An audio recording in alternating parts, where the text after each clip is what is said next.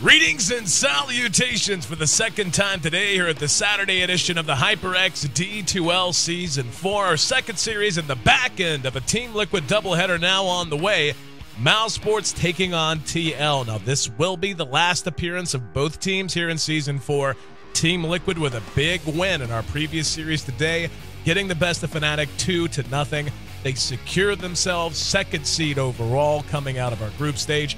A phenomenal performance out of them. Mousesports, well, they're kind of in the complete opposite position, still seeking that first legitimate win here in D2L play. We'll touch on that and recap the standings coming up in just a moment. For now, though, let's take a look at these lineups and how they match up against each other.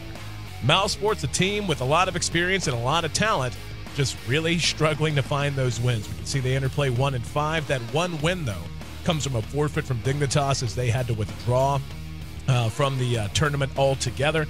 They're led by Synderen in the mid position. Of course, if you know Dota, you know Synderen. You know that he is one of the most experienced players in all the world and a great captain and guy to build a team around, and he has a lot of pieces around him. It's just now a matter of making it all jive. Unfortunately for Mouse, Synderen will not be present for today's match, so without that leadership, we'll see how they fare. They're going to have Link on the hard carry, Ace in the off lane, Rise on the jungle support, and Crit on hard support. Now, again, Synderen not going to be a part of the team today. They are coming off of a win, though, getting a win over Super Strong Dinosaurs, I think is the name of the team they just beat. So riding in with a little bit of momentum, and they're certainly going to need it as they now match up against Team Liquid. Team Liquid has been the surprise story of D2L Season 4 without a doubt.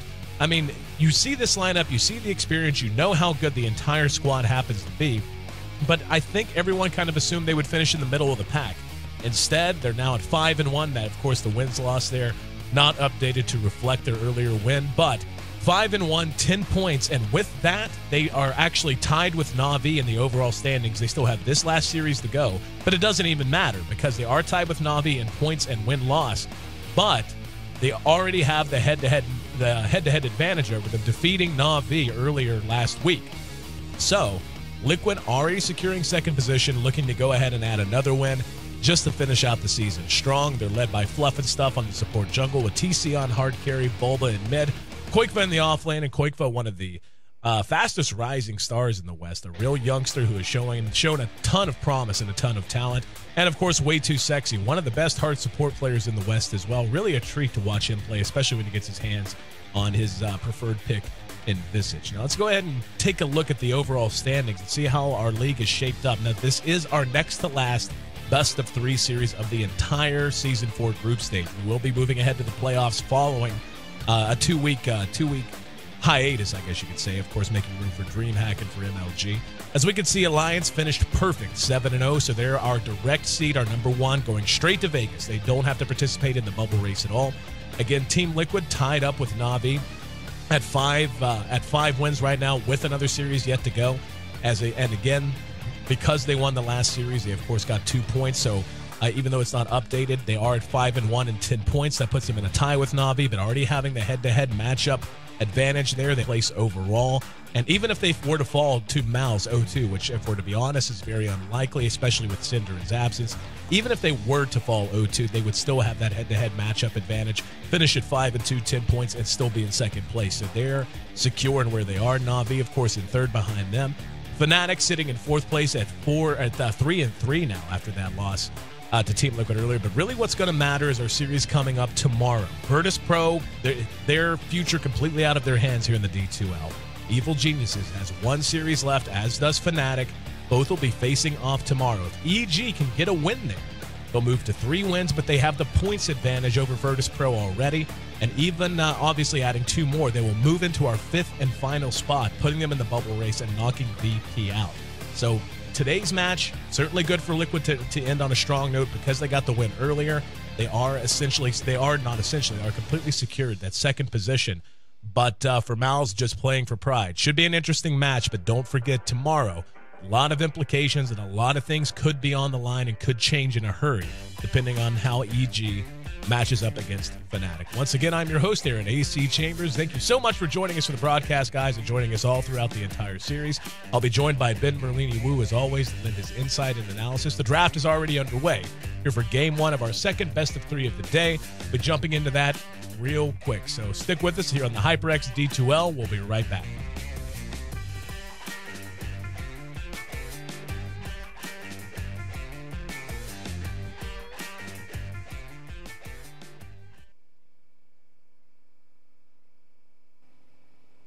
And we're in game number 1 of our second best of 3 of the day. Mousesports matching wits with Team Liquid. TL, of course, coming off a big win against Fnatic earlier today. Mousesports, though, well, they're just looking for a win. Any win, they can possibly get it. And with a strong front 3, Naga Siren, Crystal Maiden, and Mirana, they're going to have the tools they need to dissect Liquid, but they did manage to snag Koikva's Nature's Prophet and a hero they've had a lot of success with as well in the Venomancer. Mal's certainly taking a wise play in banning out the Visage. Way Too Sexy has won 11 straight games when getting his hands on Visage for Team Liquid, so I would be shocked if teams didn't continue to ban that hero out very, very early against this TL squad. To break down this early draft and, of course, the Linda's insight and analysis, just as he has throughout the entire series, welcome in, once again, Ben Merlini-Wu. And Ben, I mean, Team Liquid is playing as good as anyone right now. I mean, obviously, Alliance, the Kings, they finished out 7-0, but TL managing to upset Na'Vi, and so far, only dropping one series that was to Alliance. They have a chance to finish here 6-1.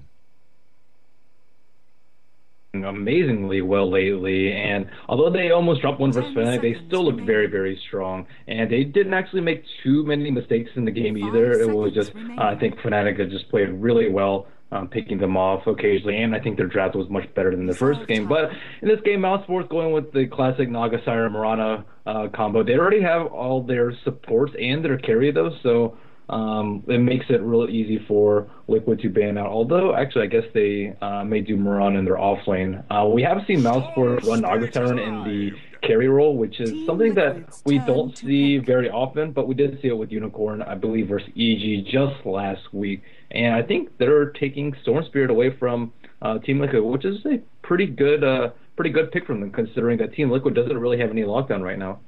Well, taking the Storm Spirit, it's Liquid very well could have run it, but with the Nature's Prophet and the Clockwork already out, you assume Bulba Clock, again, that is just one of his signature marquee heroes, and the stuff of legend, really, as Nahaz, our stat man, has pointed out a couple of times when you look at his overall record. Amazing on that, and having Koikva already grabbing up the Nature's Prophet, and really those are the only two players that really handle Storm Spirit for Team Liquid. So having the single target lockdown, as you said, though, very, very nice. And one thing I really like about Mousesports squad is how reliant, I mean, any time you see a Mirana pick up, especially one that as of right now seems like it will be carrying, I guess it could be a carry Naga Siren, but they're, of course, going to be reliant on hitting Sacred Arrows, and they've got so many ways to set up for that. Naga Sirens and Snare, Frostbite from Crystal Maiden, Nova Slow, Storm Spirit, of course, with Vortex. A lot of ways to make that happen. But Team Liquid's going to have plenty of reach on their own. Global presence of Nature's Prophet, Clockwork, of course, with his hook, and now a very tanky hero in Dragon Knight. When you look at what Mousesports has, once he gets up a BKB, unless the Mirana is very far ahead, they're not going to have a whole lot of tools to deal with that Dragon Knight in the mid-game. Yeah, but they just have so much burst on Mousesports and magical burst at that with the arrow, with the Starfall, and I'm surprised that they did pick Dragon Knight. He's like typically like somewhat difficult to kill, but he's not a very good matchup versus Storm Spirit. The disable is nice, but if Dragon Knight gets caught out, he can still fall very, very easily, even though he's considered a very naturally tanky hero. And I think that the Weaver ban is pretty good for Mousesports. They don't really have that much lockdown of their own. No stuns, or not really any stuns or silences that can really hit the Weaver early until they get up on the Storm Spirit, or unless he gets caught by an arrow or something like that. And Liquid, they're both of these teams, like team fights is like mediocre. It's not amazing. It's not awful. Team Liquid does have much better split push and anti-push, though.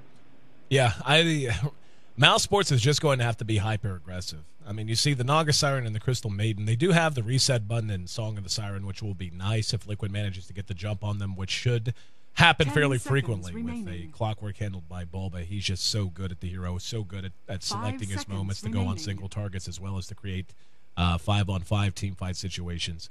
But they have such a mobile team, especially with, now with the Puck going to be their mid, so they've got Leap on Mirana, they've got John from Puck, and they're going to have Ball Lightning from Storm to get them into and out of trouble anytime they choose. Liquid is, I mean, this is much more of a team that wants to push as 5. I mean, the Nature's Prophet and the Venomancer, having those two heroes up on Liquid means anytime they do take a fight, they're going to immediately take a tower, especially in conjunction with the Dragon Knight. Once he hits 6 and on to 11 with the poison effect on his damage over time, that is applied to towers. They're going to be able to push like all hell, and waiting to see what they're going to pick up. I mean, you would imagine, usually when you see a Clockwork come out of Liquid, especially with a Nature's Prophet already out, it's going to be Bulba mid on the clock. So the Dragon Knight could be hard farming, and they could be looking for another hero now for Way2 in particular. But we'll have to wait and see how they lay it out. Some options available to them. Mousesports, though, has 3 heroes that all, yep, they are going to go and get another support, so that will be a tri-laned Dragon Knight, one would imagine anyway. But with Mousesports, they've got a lot of heroes who really want solo XP. Mirana, Storm Spirit, and Puck, and we'll see how they want to split them up. Not really sure what Liquid's going to do with their lanes. Yeah, it's a tri-lane Dragon Knight like you talked about, and that's something that's a little bit unusual. He still can get focused down pretty easily from the CM Mirana and Naga Siren, and it's not like either of their solo lanes are going to have that easy of a time either. Bulba mid on the Clockwork versus a Storm Spirit, not particularly easy, and Puck on the side lane versus Nature's Prophet. I think that's better than the matchup in mid, but still Nature's Prophet isn't going to have that much free farm. So in the laning phase, Liquid, a slight disadvantage, I'd say, but I think they can make it up though. They have enough. They have enough to stable Dragon Knight with a Dragon Tail, Rubik with his telekinesis, and especially if he manages to steal an arrow or something like that, their gank potential is going to be pretty ridiculous. Quick pause coming out from Mousesports. Once again, want to welcome in everyone joining us for the broadcast. And big match going on right now at Tech Labs. That's Na'Vi versus Empire, so I'm sure there are a lot watching that. And you know what? That's what I want to say. It's T-Vox now, right? I'm pretty sure that's what they've renamed it. I remember back when it was Warp Prism, but the ability to watch 2 streams at once. And certainly hope a lot of you guys will check out Beyond the Summit's coverage there as well. I'm not saying leave here. Just saying, why not watch them both, especially if you got bets on the rares. And while we got to pause, how's the new show going, Merlini? You were talking about Mad Rares last time. Oh yeah, it's going on. Okay, yeah. I was doing really well, and then as soon as I started releasing a video series, my rare started tanking. So that's a little bit unfortunate for everybody who follows. But I mean, all in all, it's going decently. I think some people are uninformed about the particular matchups, and I watch plenty of Dota. I cast plenty of Dota too, so at least I have some knowledge to impart there. So your rares just don't disappear. There you go. Make sure you check him out, guys. You can find him on Twitter at Merlini Dota. He does a lot of educational content. This is just the new series that he's worked on. For those who enjoy the betting aspect, of course, we're not talking money. We're talking dim rares, or if you're a cheapskate, you can bet you up. There you go. Shout out to Nahaz, by the way, keeping up with the conversation. And yeah, there you go. YouTube.com/user/MerliniDota/videos. And check out his series. Just debuted in the last week or so, if I'm not mistaken, right, Ben? Correct. So, but yeah.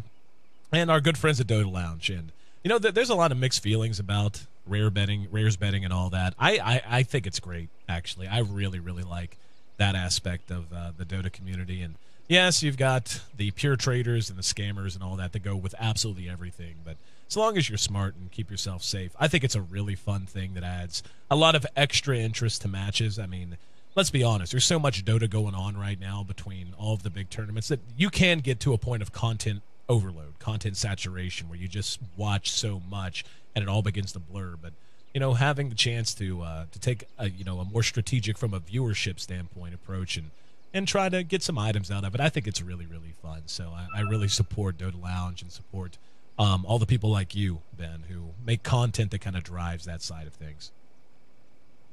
Yeah, it's. I think it definitely spices up things too, and yeah, it makes people feel like they have a personal stake in the game, even if they don't have a team to root for. And you know, there's a lot of Alliance fans, there's a lot of Na'Vi fans, but for some of the other games, it's just it's nice to bump up the viewership and get people pumped about a game other than Na'Vi Alliance. Everybody wants to watch that, and we have 100,000 viewer peaks for those games. But for the other ones, show the other teams a little bit of love. Yeah, and what's really fun, I think, from that perspective, is that the chance for viewers to get to know some lesser known teams or some teams that are struggling. For example, Mouse being an example.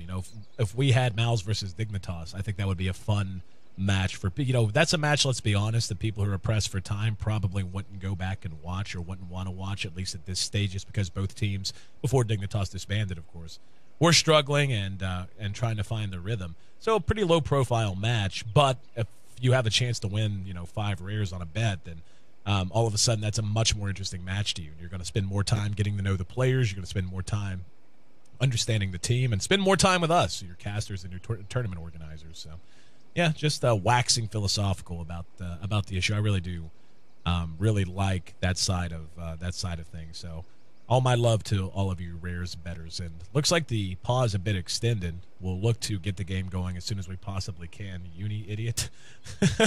No idea what links are referring to. There we go. So the Naga has loaded in. Welcome in once again. And this is our next to last HyperX D2L Season 4 Western match. And I hope you guys have enjoyed the show so far. And while I got a minute, it's been a lot of fun casting with you, Ben. It's been a real pleasurable series. And, of course, we still have our playoffs coming up first week of December. And the grand finals coming up in January in Las Vegas. And I'm sure you and I are going to have a lot of fun there. Yeah, I think everyone's looking forward to that, myself included. And yeah, it's been a very good season thus far, and we're going to have an exciting end, too. I'm excited to see tomorrow's matchups, too. We already see a smoke from Mouse. They are out to look for some blood. Absolutely. We do want to point that out. I was actually going to talk about that, and I'm glad Nahaz popped it up on the side. Liquid is on an absolute tear. 13 matches consecutively won over the last 8 days. They are playing absolutely unconscious at this point.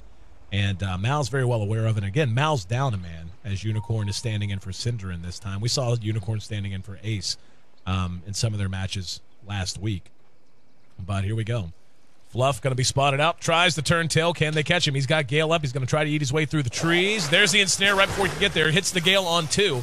The other 2, though, right on top of him in first blood. Going to go to Ace. So Mouse comes out firing, gets it done quick. Yeah, this is exactly what Mouse needs to do. And I think they have a very snowball type of lineup. If they can keep up aggression, keep up the arrows, keep up the storm jumps and the puck jumps too, Liquid's going to be in a pretty tough position. And keeping Fluff down is not the biggest deal in the world, but still, getting that map control, taking control of their jungle, warding up very aggressively, and keeping Liquid from playing their relatively passive game. They don't play hyper aggressively. It's more passive and calculated. If they can take them out of that element and just make them just extremely, extremely passive and scared to farm out, then they're going to be in a very good position. And we hear the horns blow. Teams letting the lanes take shape. We'll see who's handling who. We're actually going to have TC taking the Dragon Knight mid. Would have assumed it would be Bulba on the clock. Not going to be the case, though. It'll be Koikva heading to the safe lane, at least for the moment. Not very safe as he runs right into Unicorn. He's going to be ensnared, and Mouse follows up. Good arrow. Rise is right there with a frostbite ready. This is going to be a quick 2-0 in favor of Mouse. That stunned so long when you connect at that distance. So the safe lane, not so safe. Koikva cleaned up. That makes it 2-0. Fluff will be on our Venomancer. The Clockwork will be played as anticipated by Bulba. And for my money, the best Clockwork player in the world right now. And the Rubik, going to be handled by Waytu, as snagged himself a haste rune. On the other side of the river, we see Rise already getting it done on the Crystal Maiden. Puck, going to be handled by Link. He's actually up in his own safe lane this time around. Storm Spirit will be played by Ace. He's going to be going mid up against the DK, played by TC. Unicorn is going to be farming this Naga Siren, so that will be a farming Naga, while Crit plays on the support Mirana. Well, that was just careless play by Liquid this early. They have the Nature's Prophet to scout out, just Puck eats a Gale on top. They have the they have the Nature's Prophet treant to scout out, and Quake would just walk there, even though Fluff already gave a first blood. So yeah, one kill you can understand. They smoke out. You don't expect them to be there that quickly, etc., etc. But the second kill, that was just something that should not have happened. And it looks like Quikva is in a pretty hot seat right now. He does have one treant that can block the arrow in case he gets netted, but looks like the treant will scout out Crit before he is able to come to the lane. And Koikva sitting under his own tower, just trying to soak up whatever he can. A lot of rotation and movement already out of Crit and Rise. They've bounced from mid back down to that bottom lane, and Waytu is pretty much dedicated to trying to protect TC at this point, knowing that Mouse is going to be on the hyper-aggressive. And this is what we talked about during the draft. There's just so many ways to set up Crit's arrow.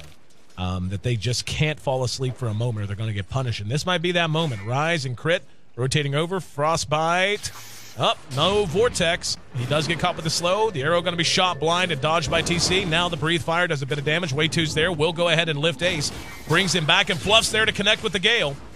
Off of the TP, they're going to end up getting at least one. TC, though, barely makes it away. Handful of HP to rub together. But no! Man, did manage to get him with one last auto attack.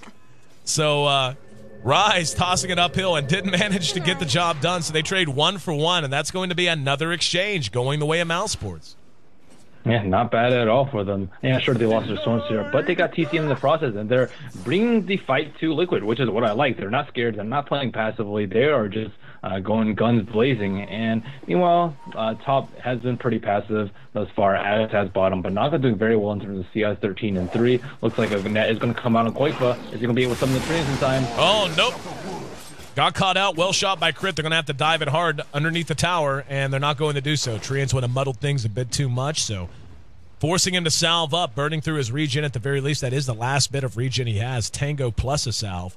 And right now, I really like the way Mouse is playing. It's something that has really been a bugaboo for them in terms of struggling here in the D2L at the very least, is they would often let the early and mid game get away from them because they just kind of sat back and kind of took jabs in the face constantly. This time, though, they come up swinging from the shoelaces right from the bell.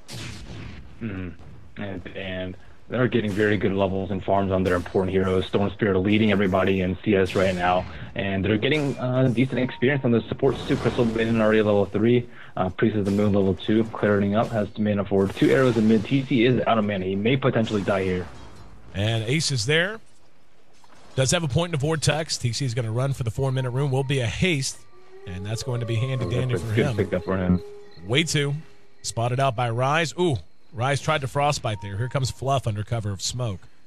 And Rise will go ahead and retreat. Still has Crit hanging out. It is nighttime, so vision quite dangerous for TC, or lack thereof, to be more accurate. Waitsu and Fluff doing a little counter warding of their own right now. So a lot of mind games going on in between this middle and bottom lane. So far, Mouse has won them 3-1. Their advantage remains, and they may move back into the jungle now. And yeah, Fluff trying to get some experience, trying to keep them at bay. There is the ward that has finally been dewarded, so Mouse's aggression will be stifled just a little bit. First nighttime has hit. In terms of CS, Mouse still leading the gold and experience chart. 1,500 gold lead this early is quite significant. And Unicorn, I'm curious to see what build is he going to go this game. Is he going to go like a Radiance farming build? Is he going to do a split push with BOT build? Is he going to go a Drums fighting build? I think that will pretty much show what Mouse is going to do in the mid game. And Bobo, he's been pretty quiet up top. He's actually a little bit under level compared to Link. He's like only 5.5 right now. Link is 6.5. Yeah, and a lot of this is going to come down to Bulba. As you mentioned, not off to the most scorching start of all time. 21 CS isn't bad. He's right there with Puck. Koikva has bounced back admirably for Liquid, though. He's got 23 after giving up second blood and, of course, being zoned down almost completely at bottom for quite some time. But that's kind of what you risk whenever you roam supports so much, as we've seen Mouse roam them, is if you don't get a lot done, you're always freeing a lane up every time you leave. It is a Naga Siren, though, sitting atop the CS board, so it's not going to be such a bad trade for Unicorn to be going roughly break even with Koikva. Will be Drums, as you mentioned, a Drums fighting build. Wouldn't mind seeing an early defusal out on Unicorn, because I think up hanging here in mid, we're going to have Storm picked off. As Bulba came in, looks like he landed a hook. TC was right there along with Fluff, so high priority kill going the way of Liquid.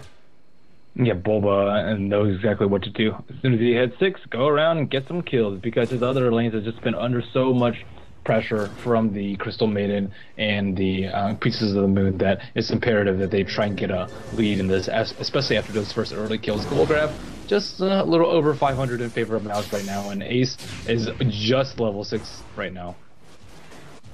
Talking about the Dragon Knight, I think this is going to be a game where we're going to see TC rush a BKB. I mean, think about what Mouse actually has to deal with him once a BKB is out. Like you said during the draft, they do have a lot of burst. They do have a lot of magical burst. Problem is, after that, until Unicorn gets nice and built, they're just not going to have anything for him. And even then, Arrow.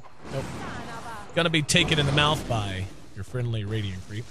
But even once they get up, or even once the Naga does get built, he's going to have Dragon's Blood and his innate tankiness to help cope with any right-click damage he's going to be able to pour out. So Mouse is definitely on a timer here. They have a lot to get done, otherwise that BKB will come out for TC, and at that point, it's Liquid's game. Yeah, and Unicorn, I think, needs to contribute a fair amount early. too, just so his team doesn't get in a very compromising position. Like if they hook shot and then get a Venom ult on a couple people, it'd be the perfect time to cast Song of Siren, disengage, and then fight again, pressure a tower if they have to while their big spells are on cooldown. Looks like on bottom lane they are trying to get a kill on Way 2. Way 2 soaking up XP all on his own. He's got Quakefa over in the jungle doing his thing, and Way 2 just about 4.5 at this point. We see Bulba has taken back up station at top lane against Puck. Puck sitting at 40 CS, so he's in great shape. And Way 2 back under his tower. Now, not a whole lot being accomplished right now by Mouse, and this is the risk they run again. Fluff is rotated over now. He's level 4.5 as well. There's a TP from Clockwork. And Bulba going to go looking for a hook. And if he finds one, should be a pretty quick kill on this Naga Siren. And there it is. Connects onto Unicorn. Telekinesis up and down. And, yep, couldn't even get off a mirror image. As the battery assault, of course, mini stuns unable, or makes it so he's unable to do much of anything. And this is where you got to worry a lot, too. Clockwork, played by Bulba, getting ahead this much early on, sitting now at 1-0-1. And been a participant in 2 kills, he will just wreck you. I mean, Bulba's clock is that good. You simply cannot allow him to have this good of an early game. Yeah, they were just unprepared for that. They need like a ward behind the tower. They need to protect the Unicorn a little bit better, or just switch him over to the safe lane so that he doesn't die. He's like their main source of damage, especially through BKB later. And Mirana isn't going to be able to contribute anything because she's in that support role. So it is really important that he gets farmed. Probably more important than Storm Spirit, just because they do need to secure that late game. See, I jump on Storm. Arrow off the mark. There's a Dragon Tail to buy him time to retreat. The TPs were rather slow in coming as well. Link bounced in, but I think underestimated how long it was going to take him to actually TP into a lane like that. But Quakefa happy to take that. Quakefa is in sitting pretty good, man. He's already got his Midas up. He's got phase right now if he wants to buy it. And looks like Ace is continuing to have some connection issues, so hopefully he'll be back in a minute. But so far, 3-3 at 9 minutes in, and can't see, yeah, it's just about 500 gold to the lead of Mouse, so they're happy to have any lead, but the experience has swung way in favor of Team Liquid. And you know, the level game on Liquid is quite important as well. Not quite as important as it is for Mouse, but to see them gaining this much right now puts them in a good position to just play a little bit defensive against Mouse again until those couple of big items come out, in particular the BKBs. Mouse is generally more inefficient with their ganks too. Like right before Bulba TP bottom to kill, we saw Mirana TP top and just not really do anything. And notice right now they're gathered as 4, but to what effect? It's not like it's not like Bulba was going to be playing that aggressively, not down there by himself, especially not when he sees a few heroes. So, like, if they make a push, it's probably going to be easily repelled. Venomancer can just go there and drop a couple of wards. Nature's Prophet can TP there, drop a Force of Nature, and just drag around the creeps. And then they always have to worry about the hookshot initiate, too. Mouse, they need more levels. They also just need to be more efficient and find farm, because Liquid is just really good at doing that. TC's almost always farming on lane, as is Quakefa, and they're both doing that right now as I speak. And this is just a general playstyle trend that we see from Liquid. Farm with TC, farm with Quakefa, and then react to how the opponent is moving. So they'll just rotate the supports down bottom and just kind of trail them as they go, and protect their very naturally tanky hero mid and their very naturally high mobility hero on the top lane. Yep. And really, that kind of play style is so dependent on good shot calling and good teamwork, and especially good communication. You know, there has to be almost no delay when, say, a Bulba down here recognize, like, okay, we got 3, need you now. They have to come immediately. But Liquid's so good at those kind of rotations. And more to the point, you know, something that you don't always think about is Liquid manages to find a little bit of farm for their supports. They manage to roam them and create opportunities here and there, even though they're not playing ultra aggressive. But they tend to remain so safe in doing so that at a moment's notice they can all come in and take a 3 versus 1 and turn it into a 3v3 under their own tower, which is, of course, to their own advantage. So that's a big part of what Liquid's been able to do in terms of assembling this huge win streak they've been on for quite some time. And hell, if I'm not mistaken, their first match in D2L play was against Alliance. And if that's the case, that means they've now won 5 in a row here in the D2L alone. And, of course, 13 total across the last 8 days in all tournaments and all other matches. So they're looking to make it 6 in a row here on the D2L. And, you know, right now, Mouse came out really strong. It's just a matter of, can they hold serve? Can they keep this pressure up? And can they try to deal with Liquid's issue? And Well, electricity, when your electricity goes out, yeah, that's unfortunate. Hopefully we'll be able to get him back in. Obviously, at some point, time penalties will have to come into play. But for right now, we've still got some time we can wait on them, and hope you guys are willing to wait with us. But, yeah, I mean, taking a look at the early game here, Merlini, who do you think's really winning out the most here? Who do you think has gotten the most out of these first 9.5 minutes? I think Liquid has, even with the early kills from Mouse, they haven't like pressed their lead enough, and just like some small misplays like the arrow missing after Storm grapples TC, like that gank attempt on bottom on Koifa. They're like pressuring Liquid, but they're not actually getting kills or limiting their farm, which is what really worries me. They had like a 1,500 gold lead very, very early, and now it's almost back down to 0. Like Koifa, even after his early death on bottom, even against 3 heroes, he still has pretty much the top CS in the game, 50 last hits, just one behind the Naga Siren, who was free farming most of the time on bottom lane. Here is his Midas Brown Boots and 917 gold. So he's just extremely rich, and he doesn't even have any kills. So if that's what like some pressure does to one hero, that's just not enough. And their Naga Siren has died too, like 1-1-1 on him. I mean, that's nice, and he has drums and all, but he is pretty much the sole carry on the side of Mouse. So like Liquid is able to keep their important heroes up and running, TC and Nature's Prophet most importantly, and Mouse isn't really able to protect Unicorn because they're trying to keep the other heroes on Liquid down. Now, speaking of heroes being kept down, Ace not off to the best start here on Storm Spirit. He's 1-2 right now, and has really been under a lot of fire. You take a look at the CS, you can see he's suffering a bit there, but the Dragon Knight naturally a little bit behind, but 40 CS in 9.5 minutes for a mid Dragon Knight that has been roamed on as much as Mouse has roamed on him is actually quite remarkable. And the fact that he's sitting at 1-1, at least a break even there. Mouse getting the kill there was certainly nice earlier, but you compare that to the 1-2 on Storm Spirit. This mid lane, I think, is unquestionably a big win for Team Liquid, and we can see that reflected in net worth as well. He's right there behind the Naga Siren.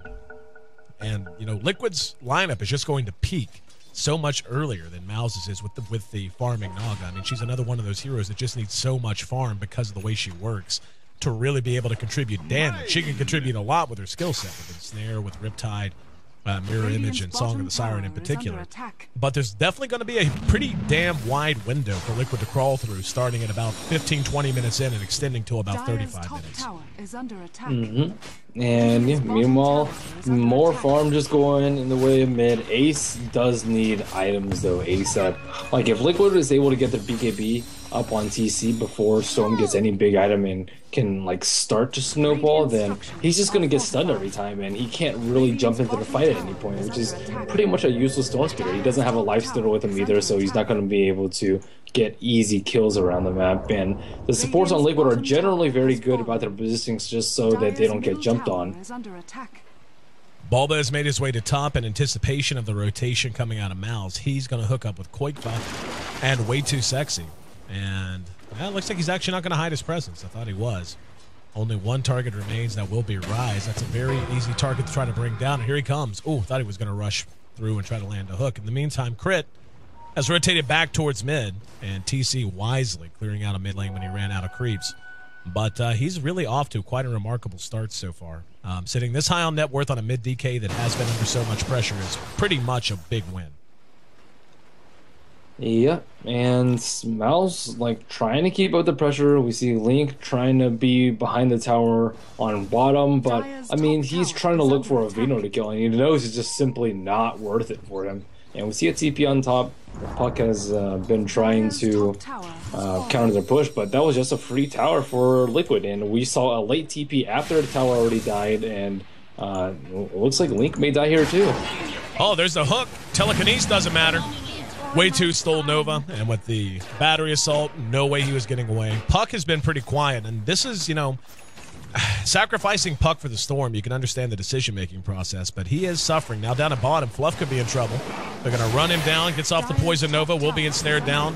And the arrow actually hit Unicorn in the back, so Crit makes a big mistake. They're not even going to get Fluff here. That is a huge missed opportunity, and they may get Crit. Crit's going to be right-click down and sprouted in. 5-3, what should have been a bunny kill on Fluff turns into a loss of crit for no good reason. The arrow was disjointed, and yeah, crit just flat out shot it into Unicorn. There's no other way to put it. Yeah, they are not looking good right now. I mean, they were coming out firing, and then they just like stopped all the pressure all of a sudden. Yep. And I think a lot of it had to do with the 2 failed gank attempts, but like still, that doesn't mean that you should just completely stop. And they miss an arrow on TC, and he almost gets a free tower. Coil catches 2. TC gonna try to make a run for it. He's still coiled in. Bulba dropped the cogs. He turns and engages on Ace. He will end up dropping, but Bulba doing what damage he can. Gale will be sidestepped by Ace. He will catch the hook in the face, but that's a nice turnaround for Mouse. Keeps them up and breathing here in the early game. 2-0 the exchange. They lost DK and Clock, arguably the 2 most important heroes Liquid has for the next 10 to 15 minutes, and that's also Puck's Blink Dagger done there. So very well executed by Mouse, and we can see with that the gold was actually heading in favor of Liquid. We'll see if it ends up dropping back down now. Bottom tower is under attack. Looks like Clockwork did not need to die there. Like TC was just trying to get as much damage onto the Storm Spirit as possible, but Clockwork decides to follow up and thinks he can kill him instead of escaping. So they're just giving them a little bit too much now. At least they did get the tower. Tower count is now 2-1 in favor of Liquid. But yeah, giving up TC a level 9 DK. Ooh, he's actually going a Necro Book build. Yep. That's real interesting, and it's not what we expected. I mean, hang on, Fluff. Vortex back by Ace. TC's there, will be caught with the arrow. Fluff will be cleaned up. Can they burst TC down? He's at about half health now. That stun takes forever, and here comes the Nature's Wrath. He drops the Necro Creeps, throws the Breathe Fire. It's going to force Ace to use the last of his mana, but hooked after the Sprout coming out of Quakeba.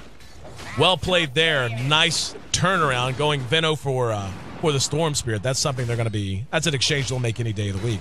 But with TC getting the Necro Book, that's going to be a much more, 5-man push-oriented approach as opposed to team fight, which is what we expected if he had gotten, like, that's why we thought he'd get a BKB. It'd be 5-man team fight. They're going to look to 5-man. They just want to take all the towers.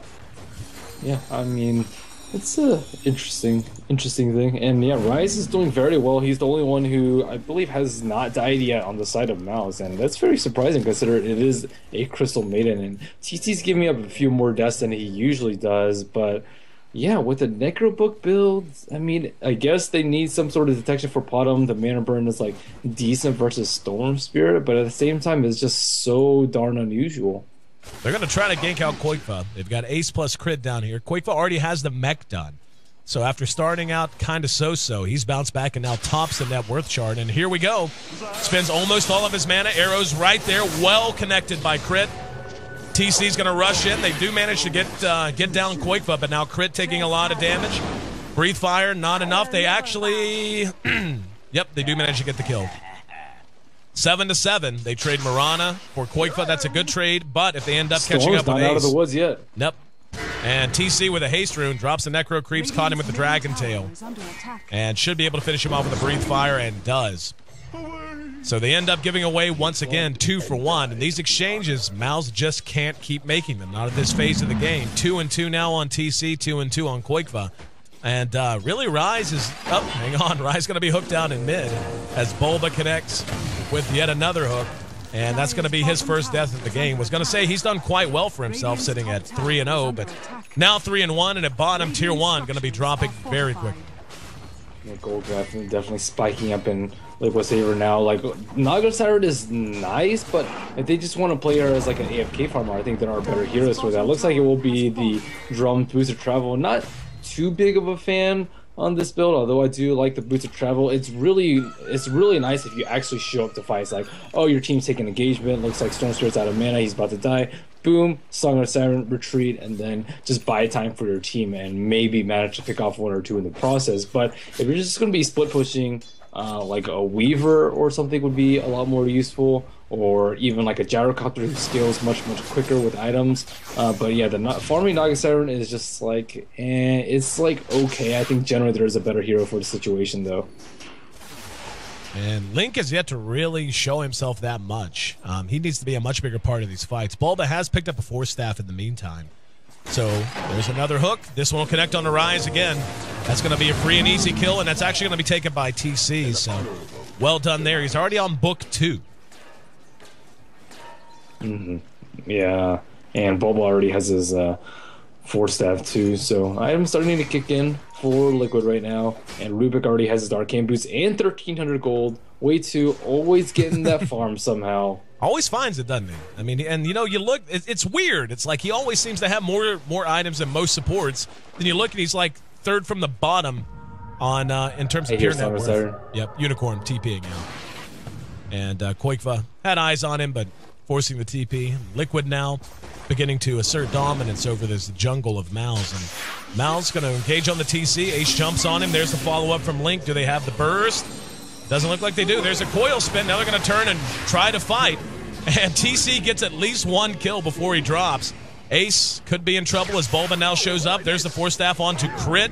Earn charge and the hook onto Ace. Jeez, Bulba. What a player. Bulba doesn't play around, man. If you give him clockwork, you had better hope he doesn't get off to a good start. I mean, he really does have that good of a clock. Arguably, to me, it's not really an argument, but you know, he's always a part of the discussion in terms of the best clock players on the planet, and in my opinion, he definitely is, and showing why here. 5-1-3, just another game that he has completely taken over.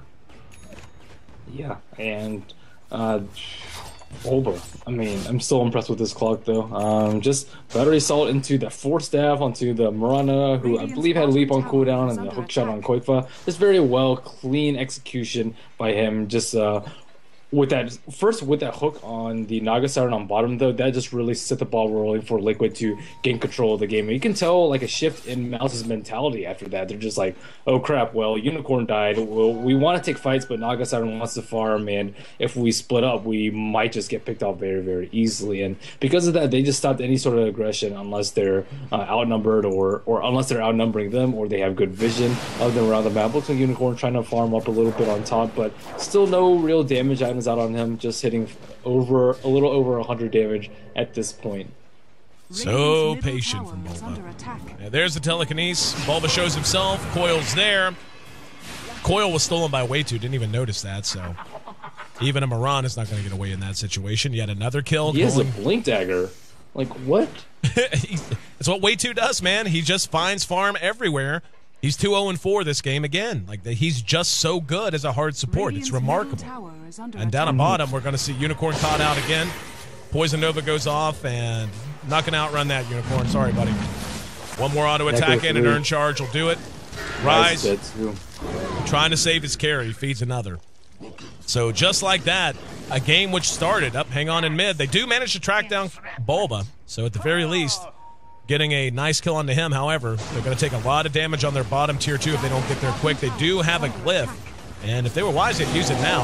Wow, they're just going to let this melt for free.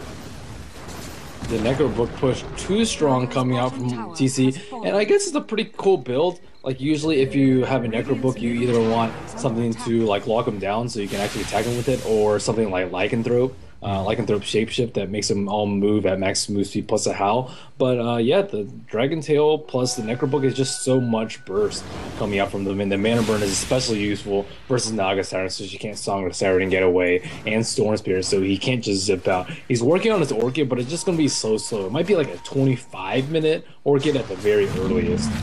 And Rise, blinked upon, telekinesis brought back, Galed, and taken down again. Started out well, and he started out 3-0 and has now died 4 consecutive times. Bulba looking for another hook. Ace has a little bit of mana left, so they're not going to spend it yet. Down go the Necro Creeps, and what a hook! Bulba goes blind in, and Ace bottling up. Bulba's not going to be able to catch him, but the Sprout's there, and the right-click damage, he will jump through it. Bulba doesn't quite have a Scepter up yet, so shouldn't be able to catch him.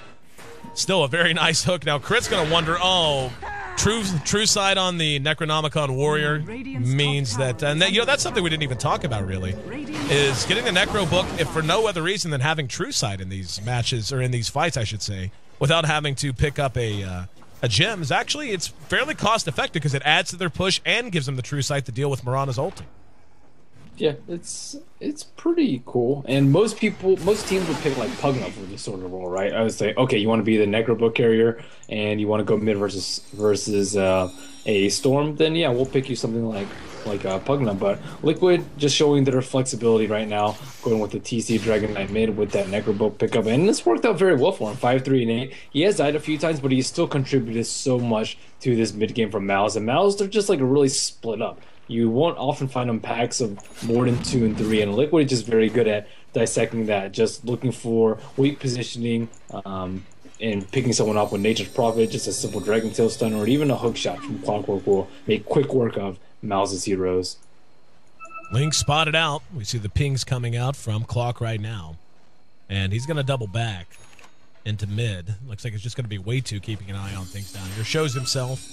And the immediate ping out from Bulba. He is going to come back again. That looked like he was. Oh, wow. What a fast blink by Rubik there.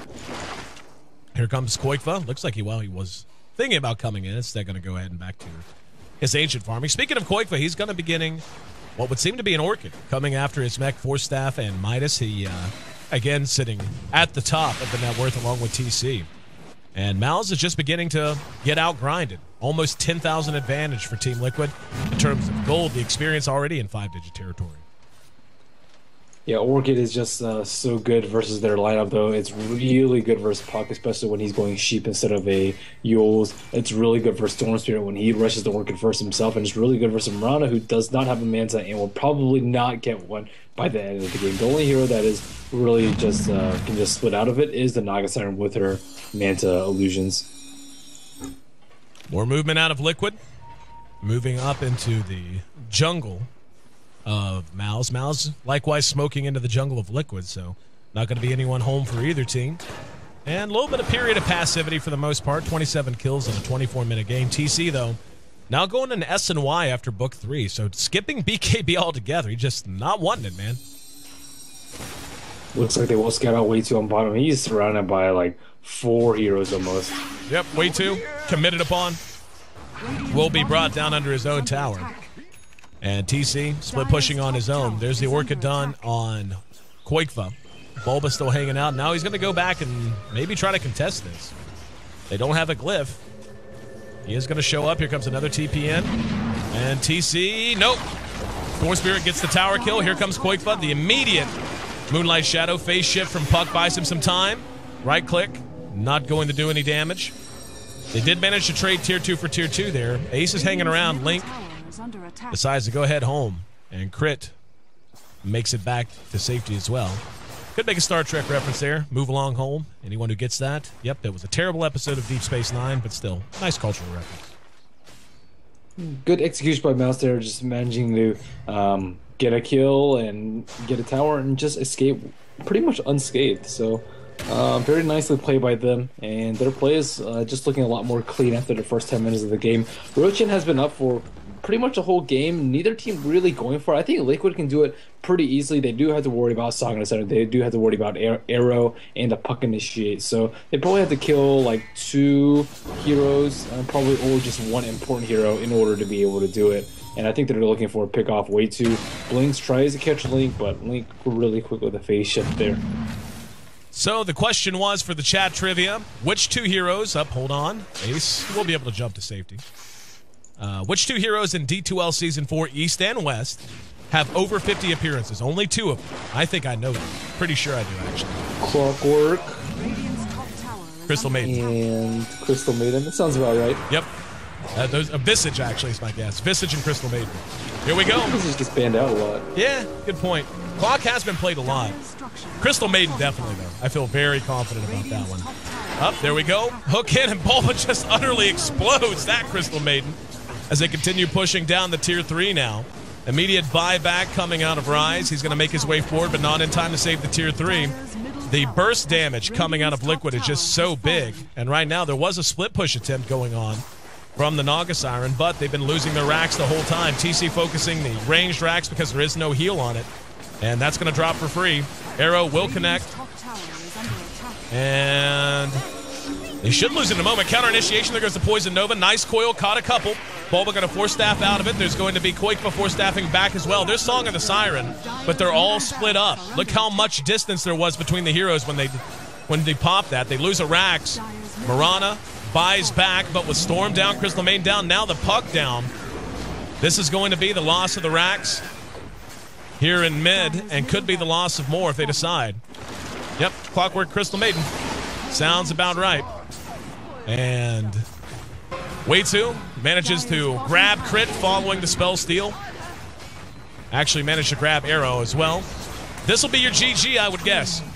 Yeah, Mouse just fell apart, and I don't think they were expecting to push that early. I certainly wasn't. I mean, yeah, they have Venomancer rewards, yeah, they have a Nature's Prophet, and yeah, they have a Dragon Knight, but you don't expect to take a set of Rax at like 25 minutes in, especially when you get a little bit behind her. Like, the gold difference wasn't that out of range, it was about 8,000, and a lot of teams have breaking that hill with like a 10,000 advantage. Ace just gonna fall down here, so...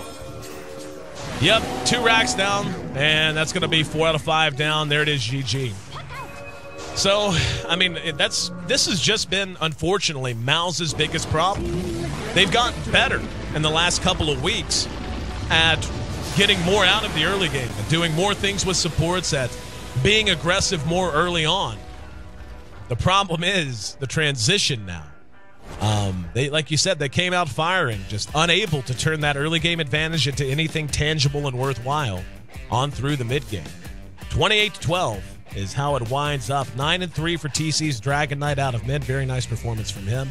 Quickfoot bounced back well at 5-2. Venomancer at 5-2 as well. So Fluff continues his winning streak on that hero, as our great stats guy has pointed out. That's 9 games in a row now that Fluff has won on Venomancer.